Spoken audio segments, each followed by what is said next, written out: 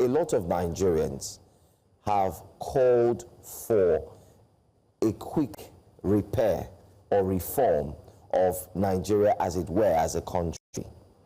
We have cases where people can travel into the United States and come out like water. Let's use our, Modena water statement so people understand, travel na water.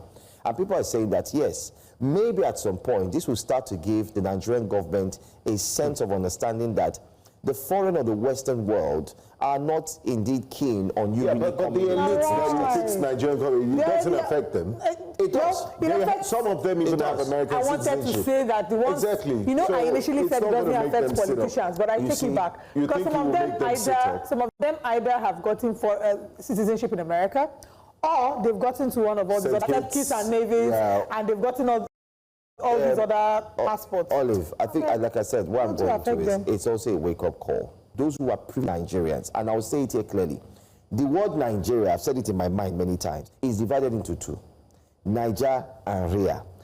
Niger is for those who have money, those who are doing very well in the country, both the politicians, those who are eating heavy, those who are rich, and so on. Ria is for the one who does not have justice, cannot speak up, is beaten, does not have money, is poor. So the thing about Nigeria is, if it starts to touch Niger, you would see that everybody would wake up and say, no, this is too much. Take for instance the power issue.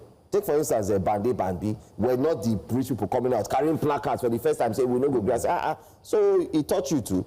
That is how I think this will happen. If it starts to go around, imagine a rich uncle sending his son or brother to go there, they deny him, and then they tell him 3 months. It's going to affect them because some of them have businesses in America. They're now thinking, how are we going to send this person to go handle that business? He's old. They're 68. They're 90. How are they going to stay there? They'll take the other route and get a passport. My other concern in this regard is I'm not quite sure how this affects the individuals who have tried to make a life for themselves, building businesses in Nigeria, realize maybe it worked, not work for them, or even if it's working, decided to expand the franchise of their business to America. I don't think they deserve to suffer because of the policies that have been made. But maybe, that may not affect them because they will have a different kind of visa. I'm not sure it's the tourism visa. I'm certain it's not the tourism visa they're working with. But I don't know how this affects students. Because we've seen in the past 2 years a number of, I don't know how that affects them. But anyway, we hope that this is something that the Nigerian and the American authorities, I know that there's still negotiations and interactions,